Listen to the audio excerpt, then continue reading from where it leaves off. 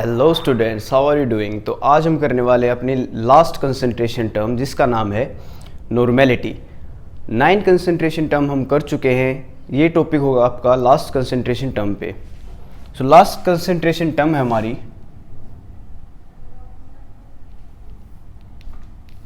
Normality.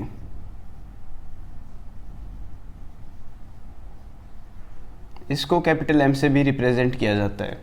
सबसे पहले इसकी डेफिनेशन लिखते हैं, फिर इसको समझेंगे।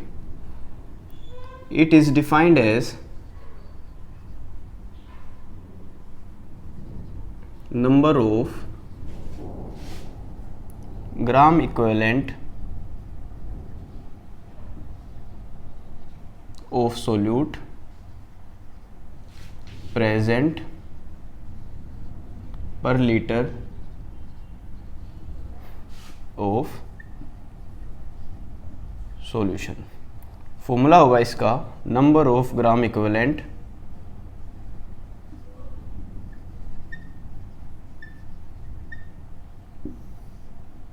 Divided by volume of solution in litre. अब नंबर ऑफ ग्राम इक्विवेलेंट क्या होते हैं? जैसे नंबर ऑफ मोल्स होते हैं ना, वेट बाय मोलिकुलर मास, वैसे ही नंबर ऑफ ग्राम इक्विवेलेंट होते हैं।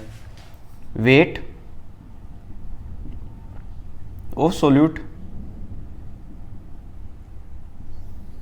ग्राम में divided by equivalent mass multiply by volume in litre. वहाँ पे वेट बाय मोलिकुलर मास था, यहाँ पे वेट बाय इक्विवेलेंट मास है। अब 2 मिनट के बाद मैं आपको समझाऊंगा कि इक्विवेलेंट मास आखिरकार होता क्या है। अभी आप फॉर्मूले पे ध्यान दें। वेट बाय वॉल्यूम क्या होती है? Strength by equivalent mass. तो ये फॉर्मूला भी हो गया हमारा नॉर्मेलिटी का।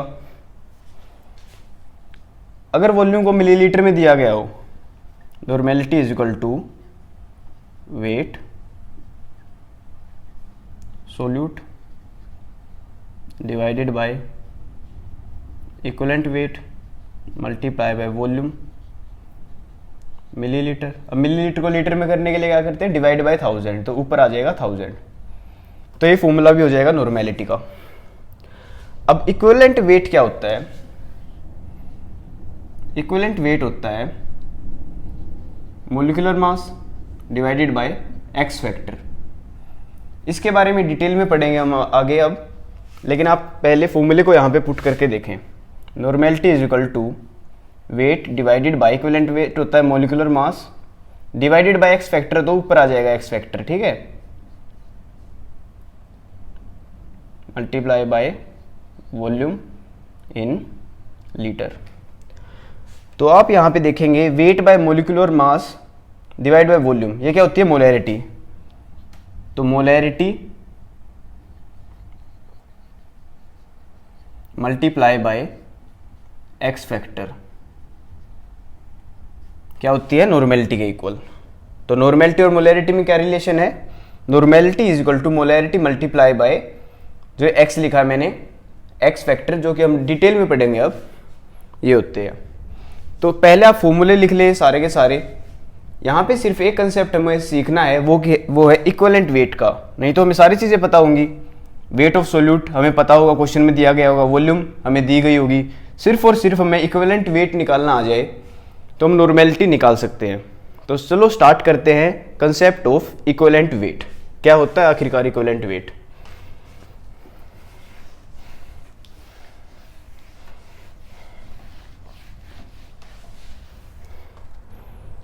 तो हेडिंग डाल लो कंसेप्ट ऑफ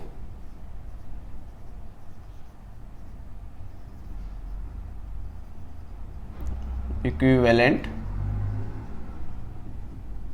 वेट। तो हमें सबसे पहले ये पता होना चाहिए कि नंबर ऑफ ग्राम इक्विवेलेंट क्या होते हैं, जो हमने डिस्कस किया था। Weight of substance divided by equivalent wait. ये फॉर्मूला हमारा यूज हो रहा है नॉर्मेलिटी में। तो समझते हैं इक्विवेलेंट वेट क्या है। तो इक्विवेलेंट वेट की सबसे पहले डेफिनेशन लिखो।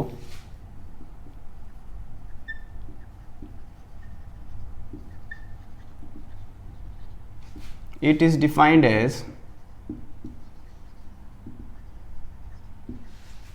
amount of any substance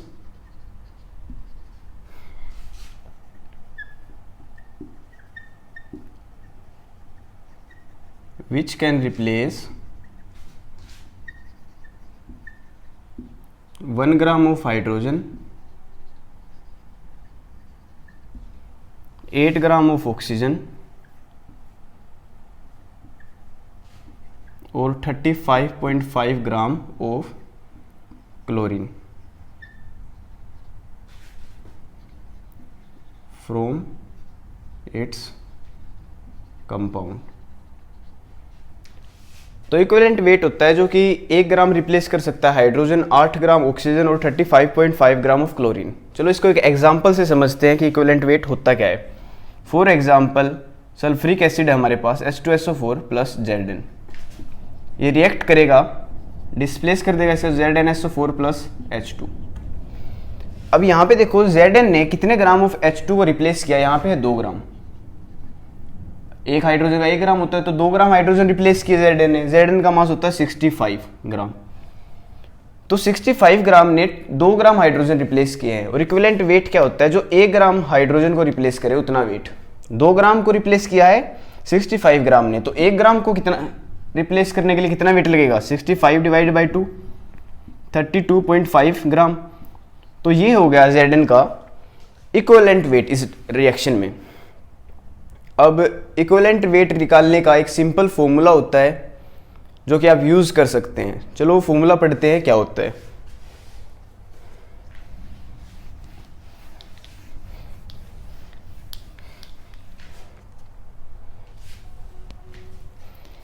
equivalent weight होता है मोलिकुलर मास, ग्राम मोलिकुलर मास, ग्राम एटॉमिक मास जो भी दिया गया है, divided by x factor. X factor क्या होता है, अब अलग अलग कंपाउंड्स के लिए एक्स अलग होता है। सबसे पहले बात करते हैं एसिड्स के लिए। फॉर एसिड्स इक्विवेलेंट वेट क्या होगा एसिड्स के लिए, is equal to gram molecular mass divided by basicity. तो यहां पे एक्स क्या हो गया, बेसिसिटी फॉर एसिड्स। अगर एसिड्स की बात हो तो एक्स फैक्टर क्या है, बेसिसिटी। अब बेसिसिटी क्या होती है, रिप्लेसेबल H प्लस आयन। चलो एग्जाम्पल से समझते हैं कि बेसिसिटी आखिरकार होती क्या है और इक्विवेलेंट वेट हम कैसे निकालेंगे। अब 2 तरह के एसिड्स होते हैं, देखो एक होते हैं नॉन ऑक्सी एसिड्स जिसमें ऑक्सीजन प्रेजेंट नहीं होती। For example HCl, HBr, HI, HCN, इन सभी के लिए बेसिसिटी क्या है 1, क्योंकि एक एक हाइड्रोजन प्रेजेंट है। अब क्वेश्चन आ जाए HCl का इक्विवेलेंट वेट निकालो। क्वेश्चन आ जाए HCl का इक्विवेलेंट वेट कितना होगा, तो आंसर है इक्विवेलेंट वेट क्या है, ग्राम मोलिकुलर मास। HCl का क्लोरीन का होता है 35.5, हाइड्रोजन का होता है 1, तो 36.5। पहले फॉर्मूला लिखते हैं, equivalent weight is equal to molecular mass divide by basicity. तो मोलिकुलर मास क्या है 36.5 gram per mole divided by basicity. Basicity क्या बताइए मैंने 1, तो 1। तो इक्विवेलेंट वेट होगा HCl का 36.5। तो सिंपल है, बेसिसिटी से डिवाइड कर दो आपका इक्विवेलेंट वेट आ जाएगा। अब पढ़ते हैं ऑक्सी एसिड्स के लिए। ऑक्सी एसिड्स कौन से होते हैं, for oxy acids. Oxy acids कौन से होते हैं जिसमें ऑक्सीजन प्रेजेंट है। For example H2SO4, H3PO2, H3PO3, H3PO4। अब इसमें बेसिसिटी क्या होगी, इसमें तो हम हाइड्रोजन देख लेते हैं, एक हाइड्रोजन है तो एक हाइड्रोजन है तो एक, ऐसे। इसमें क्या होगा बेसिसिटी, बेसिसिटी इसमें केस में होगी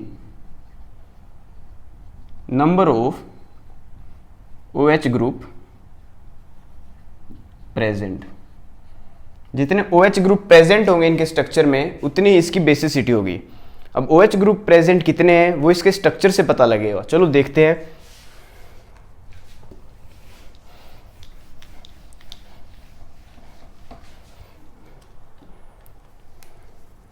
सबसे पहले मैं फॉर्मूला लिखूंगा, यहां पे फॉर्मूला H2SO4, इसको हम क्या कहते हैं, sulphuric acid.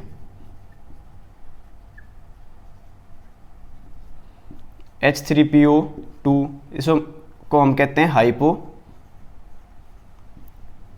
Phosphorus acid. H3PO3, इसको हम कहते हैं फोस्फोरस एसिड।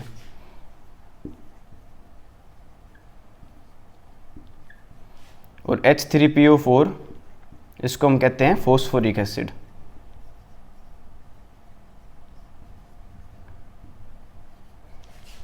तो ये है 1 2 3 4, ये एग्जाम्पल दे रहे हैं हम, ठीक है। अब इसका स्ट्रक्चर बनाते हैं।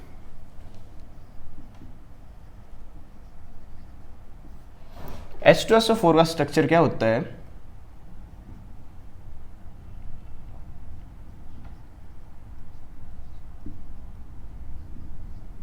ये होता है।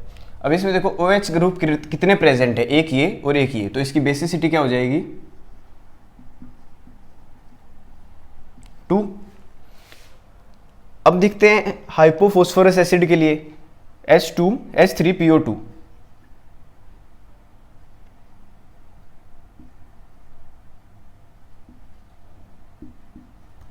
ये डायग्राम हो गया H3PO2।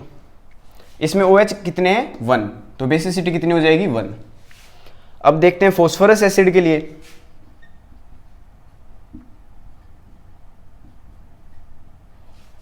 H3PO3, तो इसमें OH कितने हैं 2, तो इसकी बेसिसिटी क्या हो जाएगी 2। H3PO4 के लिए देखते हैं।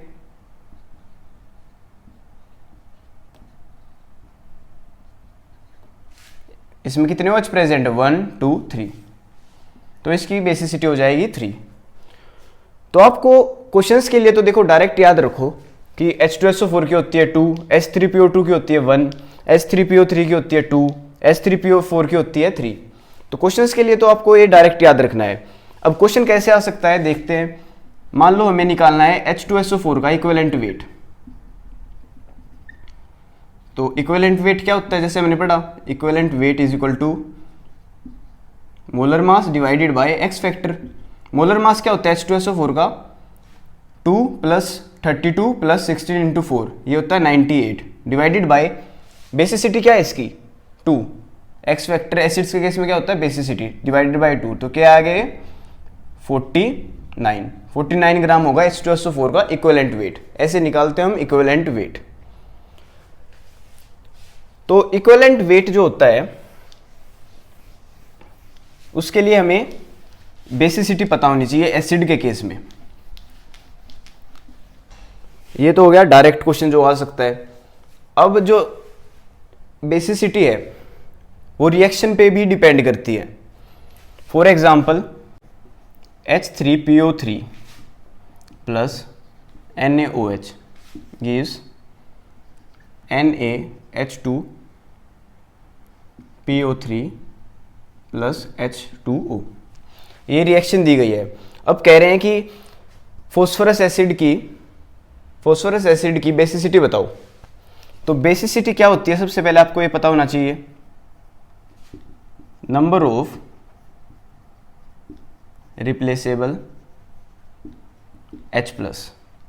ये हमें पता है कि बेसिसिटी होती है, जितने हाइड्रोजन रिप्लेस होंगे उतनी उसकी बेसिसिटी होगी।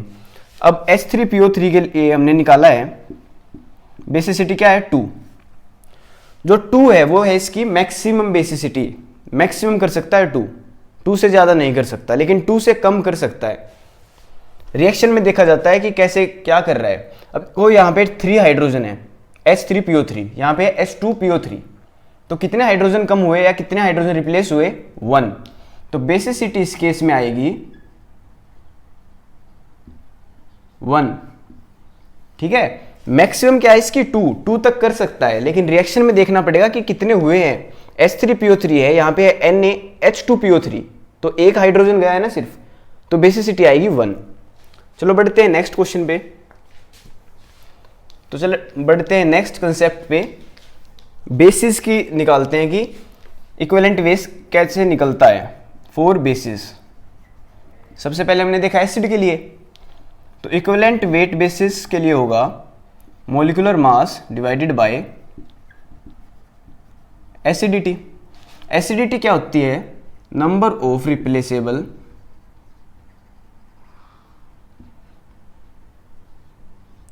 OH negative ion. जितने OH नेगेटिव आयन रिप्लेस होंगे उतनी उसकी एसिडिटी होगी। For example NaOH, CaOH2, AlOH3, MgOH2। इस केस में पता है आपको क्या देखना है? सिर्फ और सिर्फ OH देखो। यहाँ पे कितने OH है 1, तो इसकी एसिडिटी है 1। यहाँ पे कितने OH है 2, तो इसकी एसिडिटी है 2। इसमें OH है 3, तो इसकी एसिडिटी है 3। इसमें OH है 2, तो इसकी एसिडिटी है 2। अब एग्जाम्पल के साथ समझते हैं। Find equivalent weight of calcium hydroxide. CaOH का ट्वाइस का हमें इक्विवेलेंट वेट निकालना है। तो इक्विवेलेंट वेट का हम फॉर्मूला लगा देंगे, molecular mass divided by base है, तो इसमें क्या आएगा? एसिडिटी। तो मोलिकुलर मास क्या होता है? कैल्शियम का होता है 40 प्लस ऑक्सीजन का 16 और हाइड्रोजन का 1, तो 17 2 जा 17 मल्टीप्लाई बाय 2। एसिडिटी क्या होती है इस केस में? Divided by 2। तो ये हमारा आ जाएगा 40 प्लस 34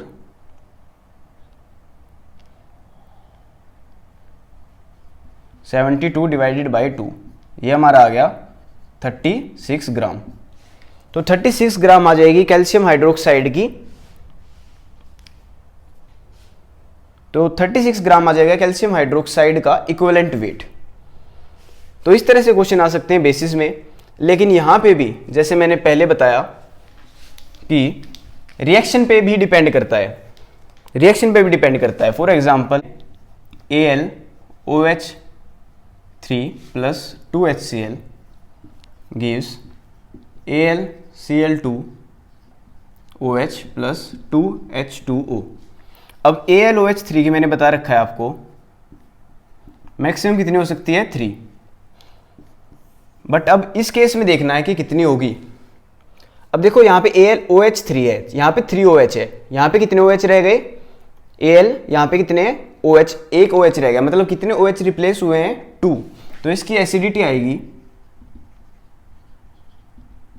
2। मैक्सिमम कितनी आ सकती है? 3, लेकिन इस रिएक्शन में कितनी है? 2।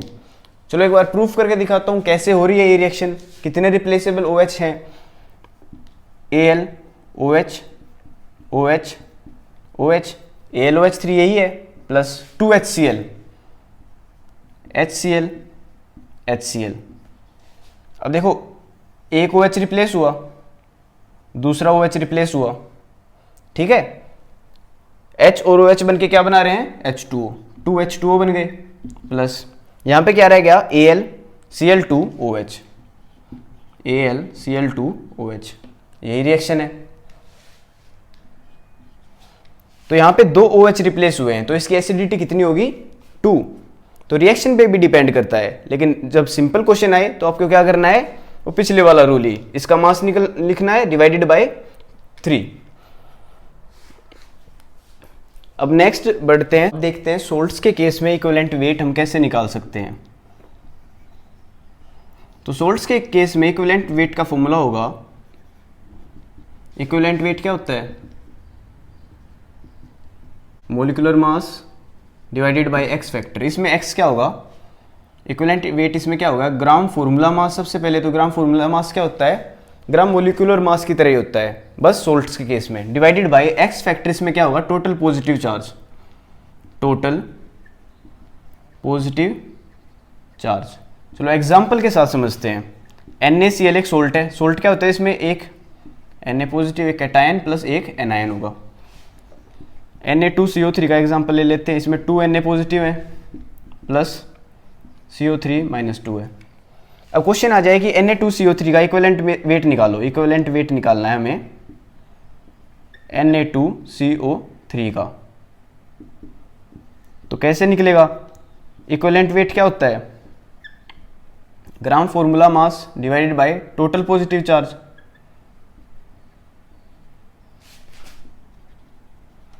तो ग्राम फॉर्मूला मास यहाँ पे क्या होगा? Na2 मतलब 23 multiply by 2 plus CO3 carbon का 12, ऑक्सीजन का 16, 3 है तो यहाँ पे ये divided by total positive charges में कितना है? Na का 1 होता है पॉजिटिव चार्ज, 2 है तो divided by 2। Total positive charge यहाँ पे कितना है? 2। तो इसका आंसर आ जाएगा 23 इंटू 2 46 प्लस 12 प्लस 48 कितना आ जाएगा ये? 40 50 60 106 डिवाइडेड बाय 2, ये आ जाएगा तुम्हारा 53 ग्राम। तो 53 ग्राम आ जाएगा इसका इक्विवेलेंट वेट। तो एक लास्ट केस और करते हैं जो कि है ऑक्सीडेशन या रिडक्शन। जब भी किसी रिएक्शन में हो रही हो तो उसका इक्विवेलेंट वेट कैसे निकालेंगे? ऑक्सीडेशन रिडक्शन हो रही हो तो कैसे निकालेंगे? इक्विवेलेंट वेट होगा molecular mass divided by number of electrons involve. जितने भी इलेक्ट्रॉन इन्वॉल्व हैं रिएक्शन में उतना ही इसका इक्विवेलेंट वेट होगा। फॉर एग्जांपल Mg है, Mg प्लस 2 इलेक्ट्रॉन हो गया, इसका क्या हो गया? ऑक्सीडेशन हो गया, क्योंकि इसने 2 इलेक्ट्रॉन रिलीज कर दिया। कितने इलेक्ट्रॉन इन्वॉल्व हुए रिएक्शन में? 2। वैसे ही O plus 2 electron gives O minus 2, ये क्या हो गया? रिडक्शन हो गया, गेन ऑफ इलेक्ट्रॉन हो गया ना। इस ऑक्सीडेशन रिडक्शन तो आप डिटेल में आगे पढ़ने वाले हो, लेकिन हम इक्विवेलेंट वेट के पे ध्यान दे रहे हैं यहाँ पे क्या है। फॉर एग्जांपल Mg का इक्विवेलेंट वेट निकालना है इस केस में। इस केस में पूछ रखा है इक्विवेलेंट वेट कितना है, तो इक्विवेलेंट वेट क्या होगा? मोलिकुलर मास होता है, इसमें क्या होगा? Atomic mass, gram atomic mass divided by number of electron involve. तो इसका एटॉमिक मास क्या होता है? 24। इलेक्ट्रॉन कितने इन्वॉल्व है यहाँ पे? 2 डिवाइडेड बाय 2, तो यहाँ पे हो गया 12 ग्राम। तो ये सारे इक्विवेलेंट वेट निकालने के ही मेथड हैं। चलो एक बार समराइज करते हैं सारा का सारा इक्विवेलेंट वेट, क्योंकि इक्विवेलेंट वेट बहुत ही इंपॉर्टेंट कंसेप्ट है नॉर्मेलिटी निकालने में। तो जितना भी मैंने पढ़ा है सारे को एक बार मैं समराइज कर देता हूँ ताकि आपके लिए इजी हो जाए। तो इक्विवेलेंट वेट क्या होता है? ग्राम molecular mass divided by x factor. अब एसिड के केस में क्या होगा? ये जो हमने पढ़ा, ग्राम molecular mass divide by basicity.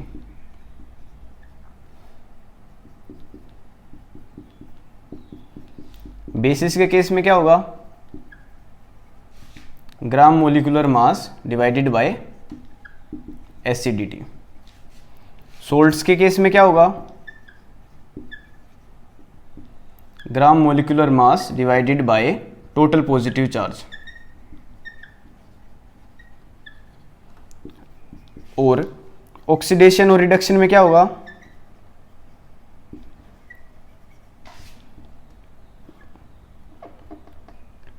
Gram molecular mass divided by number of electron involve. तो ये होता है इक्विवेलेंट वेट। अब जैसे आप मोलैरिटी बहुत आसानी से निकाल देते थे, मोलिकुलर वेट बहुत आसानी से निकाल देते थे, इसकी प्रैक्टिस करोगे तो आदत हो जाएगी आपकी, इक्विवेलेंट वेट भी आप उतनी ही आसानी से निकाल दोगे। ये कंसेप्ट आपको क्लियर हो जाएंगे प्रैक्टिस जैसे आप करते जाओगे, हर चैप्टर में इक्विवेलेंट वेट का यूज़ होता जाएगा, तो बहुत ही ईजी हो जाएगा आपके लिए विद प्रैक्टिस। तो चलो कुछ क्वेश्चन कर लेते हैं जिससे कि एक बार ये हमें समराइज हो जाए सारा का सारा जो हमने पढ़ा है आज। तो क्वेश्चन है इक्विवेलेंट वेट निकालो। एक एसिड दे देता हूँ H2SO4, एक बेस दे देता हूँ कैल्शियम हाइड्रोक्साइड प्लस एक सोल्ट दे देता हूँ NaCl। इसका इक्विवेलेंट वेट हमको निकालना है। तो इक्विवेलेंट वेट क्या होता है? Molecular mass divided bye x। First case क्या है? एसिड। तो H2SO4 का क्या होगा? मोलिकुलर मास होता है इसका 98 डिवाइडेड बाय, हमें क्या पता है इसकी बेसिसिटी जो कि होती है 2। तो इसका आंसर आ जाएगा 49 ग्राम। तो ये हो गया हमारा इक्विवेलेंट वेट H2SO4 का। अब निकालते हैं CaOH2 का। इसमें भी क्या होगा? Equivalent weight is equal to molecular mass divided by acidity.